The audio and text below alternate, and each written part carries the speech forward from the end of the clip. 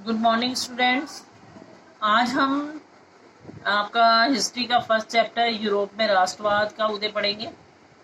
ठीक है, हिस्ट्री का आपका फर्स्ट चैप्टर है यूरोप में राष्ट्रवाद का उदय। तो इसको नोट्स के माध्यम से मैं आपको दिखाने जा रही हूँ कि सबसे पहले आपको पता होना चाहिए राष्ट्रवाद के बारे में पढ़ रहे हैं तो राष्ट्रवाद क्या होता है। राष्ट्रवाद क्या है? अपने राष्ट्र के प्रति प्रेम की भावना को ही राष्ट्रवाद कहते हैं। ठीक है, अपना जो हमारा राष्ट्र है उसके प्रति जब हम भावना रखते हैं तो उसे हम कहते हैं, जो प्रेम की भावना रखते हैं उसे हम कहते हैं राष्ट्रवाद। फिर राष्ट्र क्या है? एक अर्नेस्ट रेनर के अनुसार समान भाषा, नस्ल, धर्म से बने क्षेत्र को कहते हैं। अब उन्होंने कहा कि एक व्यक्ति है, कौन? अर्नेस्ट रेनर, जिसने कहा है कि जो जहाँ पर एक समान भाषा बोली जाए, एक समान धर्म अपनाया जाए और एक समान ही क्षेत्र हो जहाँ का, तो उसे हम राष्ट्र कह देते हैं।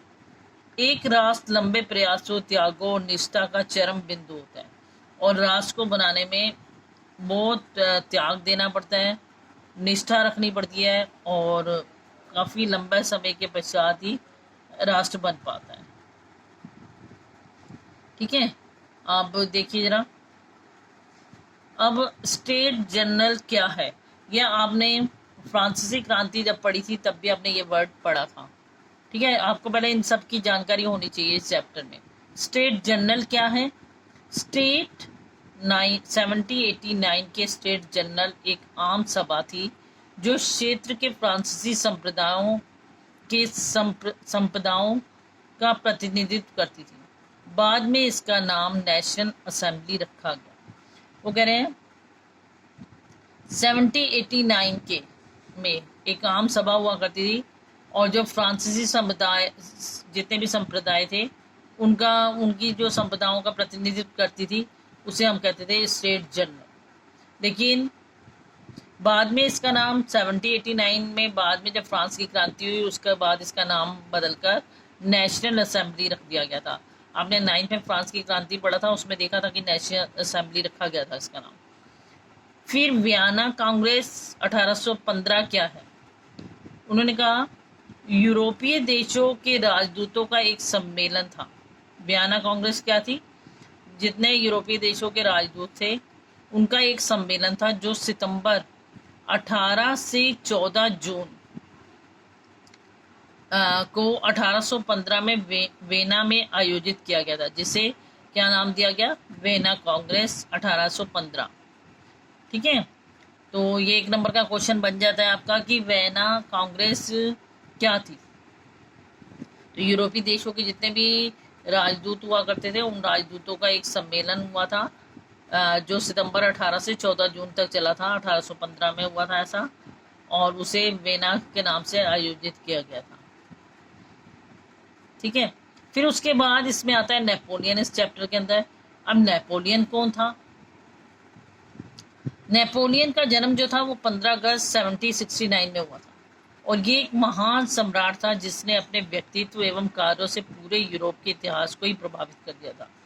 वो कह रहे हैं कि ये इसने अपने व्यक्तित्व के कारण इतने एक महान सम्राट साबित हुआ और इसने यूरोप के पूरे इतिहास को ही प्रभावित कर दिया। सब उसमें बहुत बदलाव नजर आने लग गया, इतना प्रभावित किया, ठीक है, यूरोप के इतिहास को।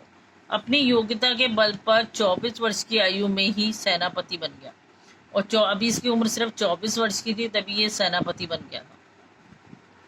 उसने कई युद्धों में फ्रांसीसी सेना को जीत दिलाई और अपार लोकप्रियता हासिल कर ली और फ्रांस की सेना को इसने कई युद्धों में इसकी वजह से जीत मिल गई थी और इसकी वजह से जीत मिलने के कारण यह लोकप्रिय हो गया और उसने पीछे मुड़कर नहीं देखा और फ्रांस का शासक बन गया। आखिर में इतनी लोकप्रियता मिल गई, लोग इसे इतना पसंद करने लग गए कि ये फ्रांस का शासक ही बन गया, एक सेनापति से शासक बन गया था। अब इसके बाद आता है उदारवादी से आप क्या समझते हैं? उदारवादी से आप क्या समझते हैं? उदारवादी लातिनी भाषा के मूल्य पर आधारित है। ठीक है, अब ये उदारवादी शब्द जो है लातिनी भाषा का शब्द है और जिसका अर्थ होता है आजाद। ठीक है, आजाद लिखना है यहाँ पे। उदारवाद तेज बदलाव और विकास को प्राथमिकता देते हैं। अब मतलब उदारवादियों का मानना होता है कि जो भी बदलाव होने हैं, बदलाव हो, पहले जैसी व्यवस्था ना रहे, ठीक है, क्या हो, जल्दी जल्दी बदलाव हो, जल्दी जल्दी विकास हो, इस चीज को मानते हैं उदारवादी। और इसी के उदारवादियों के अपोजिट ही होते हैं रूढ़िवादी। बिल्कुल, रूढ़िवादी साहब क्या समझते हैं? ऐसा राजनीतिक दर्शन जो परंपरा स्थापित संस्थाओं और रिवाजों पर जोर देता है और धीरे धीरे विकास को प्राथमिकता देता है। अब ये कहते हैं, ये लोग तो कहते हैं हमारी जितनी भी परंपराएं हैं, जितनी भी पुराने रीति रिवाज है, सब बदल दिए जाए, जल्दी जल्दी विकास हो, नया कुछ हो। ये तो कौन मानते हैं? उदारवादी। और रूढ़िवादी क्या मानते हैं? जो हमारे पिछले रीति रिवाज चले जा रहे हैं, जो सिस्टम चले जा रहा है, जो परंपराएं चली जा रही हैं, वही चलती रहें और विकास हो, लेकिन धीरे धीरे होता रहे। थोड़ा बहुत विकास को मान लेंगे, लेकिन अपने रीति रिवाज और परंपराओं को नहीं बदलना चाहेंगे। कौन? रूढ़िवादी। इसके बाद आता है आपका, एक मैं दिखा रही हूँ आपको, नारीवाद से आप क्या समझते हैं? नारीवाद स्त्री पुरुष की सामाजिक, आर्थिक एवं राजनीतिक समानता की सोच के आधार पर महिलाओं के अधिकारों और हितों का बोध नारीवाद कहलाता है। अब क्या होता था, पहले क्या होता था, स्त्रियों को पुरुषों की अकॉर्डिंग कम समझा जाता था, उनको वो अधिकार नहीं दिए जाते थे जो पुरुषों को दिए जाते थे। तो तब स्त्रियों ने क्या करा, अपने सामाजिक, आर्थिक और राजनीतिक अधिकार प्राप्त करने के लिए कई आंदोलन चलाए, ठीक है, अपने अधिकारों को प्राप्त किया कई आंदोलनों के माध्यम से। तो उसे हमने कहा नारीवाद। फिर आता है विचारधारा से आप क्या समझते हैं? एक खास प्रकार की सामाजिक एवं राजनीतिक दृष्टिकोण इंगित करने वाले विचारों का समूह विचारधारा कहलाता है। ठीक है, अगर हम कोई अपने सामाजिक या राजनीतिक विचारों में कोई बदलाव करना चाहते हैं और उसका कोई समूह बनाना चाहते हैं, तो उसे हम विचारधारा कह देते हैं, अपने विचार प्रकट करते हैं। अब हम इसमें हम यूरोप में राष्ट्रवाद पढ़ रहे हैं, तो इसलिए हम पढ़ेंगे यूरोप में राष्ट्रवाद।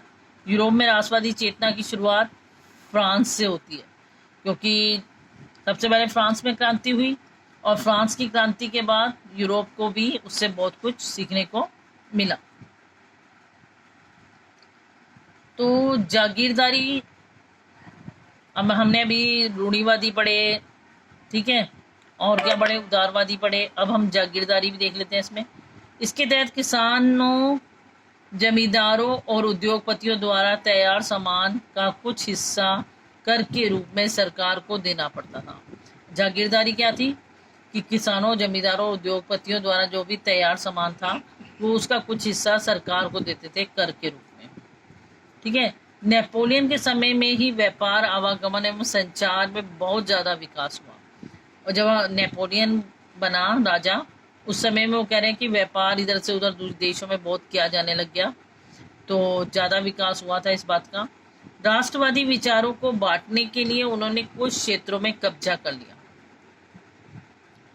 ठीक है, अपने विचारों को बांटने के लिए उन्होंने क्या करा, कुछ क्षेत्रों पर कब्जा कर लिया और कर को बढ़ाना और जबरन भर्ती जैसे अनेक कानून व्यवस्था स्थापित कर दी कि भाई जबरदस्ती इनसे कर लो, कर इनके ऊपर कर बढ़ा दो और जबरदस्ती इनको भर्ती करो सेना वगैरह में, और कानून व्यवस्था ऐसी लागू कर दी उन्होंने। फिर आता है यूरोप में राष्ट्रवाद का निर्माण। किसी भी राष्ट्र के निर्माण के लिए एक सामूहिक पहचान, संस्कृति, परंपरा आदि का समान होना जरूरी है। अब देखो, जैसे हम हैं तो हम लोग क्या कहते हैं अपने आपको भारतीय, तो वो कहते हैं इनमें भी सामूहिक पहचान और संस्कृति आदि का इन्होंने सोचा होना जरूरी है। यूरोप में अलग अलग समाज के लोग रहते थे, बहुत सारे यूरोप में अलग अलग आपको दिख जाएंगे। हैब्सबर्ग साम्राज्य में लोग जर्मन, अंग्रेजी, फ्रेंच, इटली आदि अलग अलग भाषाएं बोलते थे, जैसे हमारे भारत में अलग अलग भाषाएं बोलने वाले लोग हैं। लेकिन हमारी पहचान क्या है? हम कहीं जाते हैं तो क्या बोलते हैं अपने आपको? भारतीय। तो उसी तरीके से ये भी पहचान, सामूहिक पहचान बनाना चाहते थे। ठीक है, अब राष्ट्रवाद के निर्माण, राष्ट्रवाद और राष्ट्र राज्य का विचार कैसे उभरा, उसकी देखिए, इसके लिए कई रीजन आपको मैंने बताया अभी। उदारवादी राष्ट्रवाद, उदारवादी क्या चाहते थे, रूढ़िवादी क्या चाहते थे, क्रांतिकारी क्या चाहते थे। अब है यूरोपीय साम्राज्य, उस टाइम यूरोपीय जो समाज था उसकी संरचना कैसी थी। यूरोपीय साम्राज्य जो समाज की संरचना थी 19वीं शताब्दी के पहले कैसी थी, उच्च वर्ग और कुलीन वर्ग, निम्न वर्ग और कृषक वर्ग, दो तरह के, दो में बटा हुआ था। एक साइड उच्च वर्ग और कुलीन वर्ग आ जाता था, दूसरे तरफ निम्न वर्ग आता था और कृषक आते थे। दोनों में डिफरेंस क्या था, उच्च वर्ग कुलीन वर्ग कम जनसंख्या होती थी, ठीक है, उच्च वर्ग वाले की जनसंख्या कम थी और निम्न वर्ग और कृषक की जनसंख्या ज्यादा। उच्च वर्ग को वर्चस्व जमाने वाला थे, मतलब, और निम्न वर्ग का कोई वर्चस्व नहीं था, कोई नियम नहीं माने जाते थे, उनकी बातें नहीं मानी जाती थी। जमींदार यानी ढेर सारे खेतों के मालिक होते थे और यहाँ निम्न वर्ग वालों के पास कोई जमीन नहीं होती थी, ठीक है, वो किराए की जमीन पर ही रहते थे। सभी अधिकार दिए जाते थे उच्च वर्ग कुलीन वर्ग को, लेकिन इन लोगों को कोई अधिकार नहीं दिए जाते थे। तो कुल मिलाकर अगर हम देखते हैं तो यूरोपीय समाज कैसा था, असमान रूप में विभाजित हुआ था, सबके साथ समानता का व्यवहार नहीं किया जाता था। इसके अंदर 19वीं सदी के बाद एक नया वर्ग जुड़ गया जिसे हमने कहा नया मध्यम वर्ग, ठीक है। जब 19वीं शताब्दी के बाद का समय आया तो एक नया वर्ग आया। इसमें कौन कौन थे, इसमें सभी पढ़े लिखे लोग थे, जैसे शिक्षक, डॉक्टर, उद्योगपति, व्यापारी, ठीक है, आदि। पढ़े लिखे होने के नाते उन्होंने एक समान कानून की मांग की, यानी उदारवादी राष्ट्रवाद, ठीक है। अब ये सारे, मतलब समझ लो कि उदारवादी राष्ट्रवाद में कौन लोग आते थे, जितने भी शिक्षक, व्यापारी वगैरह पढ़े लिखे लोग थे वो सभी आते थे। और सब क्या चाहते थे, सबने क्या मांग की कि सबके साथ एक समान कानून की मांग की उन्होंने, कि सबके लिए एक समान कानून होने चाहिए, ये नहीं कि निम्न के लिए कुछ और उनके लिए कुछ और। उदारवादी राष्ट्रवाद, व्यक्तिगत स्वतंत्रता, कानून के समक्ष सब क्या चाहते थे। अब उदारवादी क्या चाहते थे कानून में, कि सबको एक समान स्वतंत्रता मिली हुई होनी चाहिए, कानून के समक्ष सभी एक समान होने चाहिए और सभी को सरकार का पक्षधर होना चाहिए और सभी को बाजारों की स्वतंत्रता भी मिल जानी चाहिए। इस उदारवादी राष्ट्रवाद के चलते राष्ट्र का विचार सब जगह फैलने लगा और इसी वजह से 1789 में फ्रांस की क्रांति हुई। अब इन उदारवादियों की वजह से ही फ्रांस की क्रांति हुई थी। अभी तो हमने फ्रांस की क्रांति की वजह से हम कह रहे हैं कि यूरोप में राष्ट्रवाद की भावना फैली थी, तो फ्रांस की क्रांति किस वजह से हो गई थी उसके बारे में थोड़ी सी जानकारी हमने अभी प्राप्त की है। इससे एक राज्य के अंदर जो भी नियंत्रण चीजों तथा पूंजी के आगमन नियंत्रण था उसे खत्म कर दिया गया, लेकिन अलग अलग राज्यों के बीच के नियंत्रण यानी सीमा शुल्क खत्म नहीं कर पाए थे। अब उन्होंने कहा कि जो राज्य के अंदर जो भी नियंत्रण थे उसको तो खत्म कर दिया था, लेकिन अगर वो लोग अलग अलग राज्यों में जाकर व्यापार करते थे तो उन्हें सीमा शुल्क देना ही पड़ता था, वो खत्म नहीं हो पाया था। तो इसके लिए क्या, इसको खत्म करने के लिए उन्होंने क्या करा, एक संगठन बनाया जिसे क्या कहा गया, इसमें एक संगठन बनाया गया जिसका नाम था जॉल बेराइन। जितने भी शुल्क अवरोधक थे उसे समाप्त कर दिया गया। ये जो एक संगठन बना, इसने क्या करा कि जितने भी शुल्क दिए जाते थे, जितने भी कर दिए जाते थे उसे समाप्त कर दिया और मुद्राओं की संख्या 2 कर दी। इससे पहले 30 से ज्यादा थी, ठीक है। और नेपोलियन के समय केवल पुरुष जिसके पास धन है वही वोट दे सकता था। और क्या कर दिया कि जिसके पास धन होगा वही वोट देगा, ये नियम लागू कर दिए। तो आज के लिए बेटा इतना ही, नेक्स्ट क्लास में हम इससे आगे पढ़ेंगे। थैंक्स।